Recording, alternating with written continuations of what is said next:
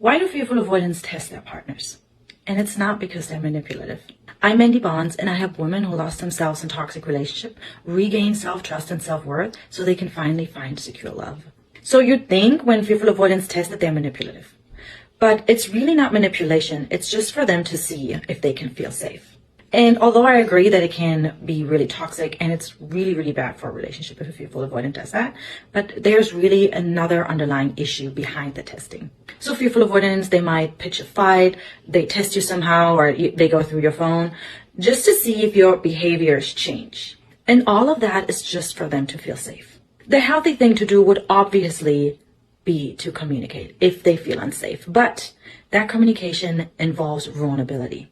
Fearful avoidants do not like to be vulnerable. They are not, sometimes they can be perceived as they are vulnerable, but they are not truly vulnerable. So that would include that they have to share their emotions, they have to share their needs, they have to share with their partner what's going on or why they feel unsafe, or maybe they fear betrayal, or they see a change in pattern. So instead of communicating, that's when they then test. And while they're testing, they observe you.